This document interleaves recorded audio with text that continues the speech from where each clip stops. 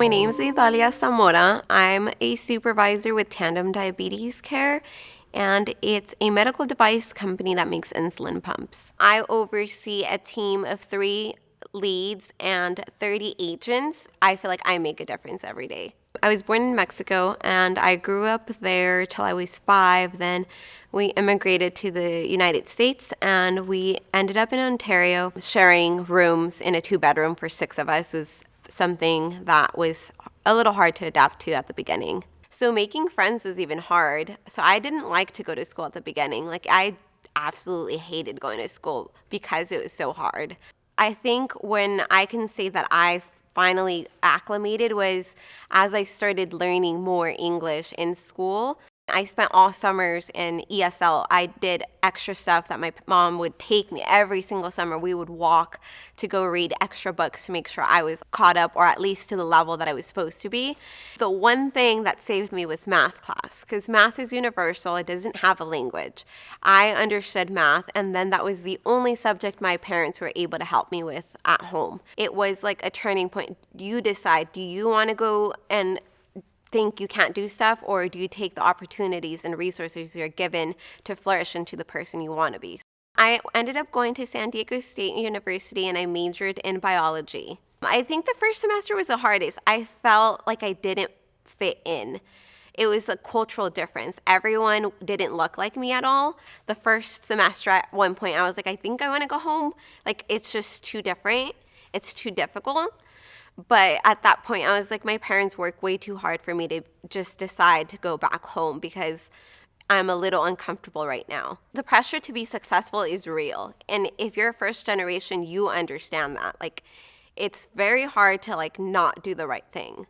But I decided it's just temporary. It's only a situation now. I will overcome this as well. So I was in a lot of science classes because obviously biology. I did take a couple science, psychology classes. Most of my colleagues were guys. They were all boys for the most part. Most of them didn't look like me. My professors, they were all male. So I was like, one day I will be in the field and someone's going to be like, hey, she looks just like me.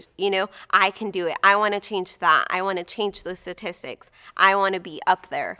Throughout my journey, there was times that I was like, am I really here? Most of these people are so prepared. They've had so much training. They've had all these resources. I'm here, but I'm struggling. If you're there, you're obviously qualified. You're not there by chance or by luck. You've earned it and you worked hard for it. I think I was so overwhelmed by all the changes and everything that was happening that I didn't really use all my resources during that time because I was also working 2 full-time jobs to make sure that I had everything covered. It's just a lot of pressure. So I would say try to find a good balance.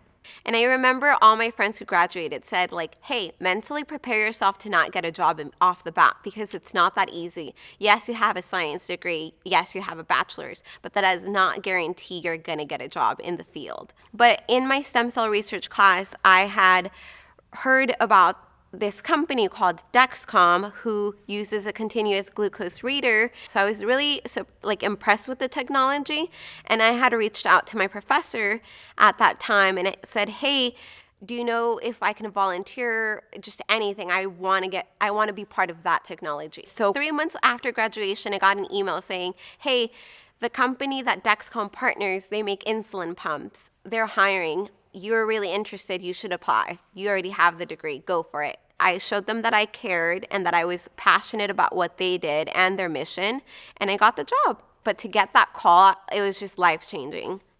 You just felt okay, everything you did was worth it. You're where you want to be.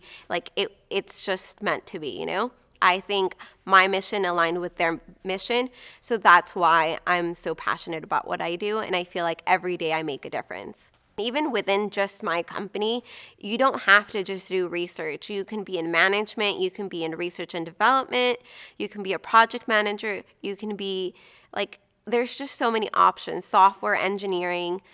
So just don't limit yourself and try to expose yourself as much as you can. the thing that I'm most proud of is just overcoming the moments that I thought that I couldn't do it, or that when things got hard, I'm not someone to give up.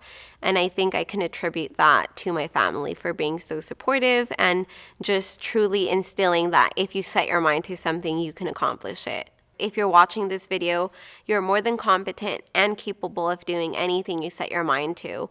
Don't limit yourself, even though if things seem unattainable, it's not. With a lot of hard work and persistence and dedication, you can reach your goals and become whatever it is that you want it to be. Think big and don't set limits to yourself. There is very few people who look like me. Don't let that discourage you, and don't let that make you feel like you don't belong there or you don't deserve a seat in the table. You've worked so hard, and if you're there, it's for a reason. Just one step at a time and you will get there. As long as you're determined, you show up every single day and you have a good attitude, it is possible. If I can do it, you can do it.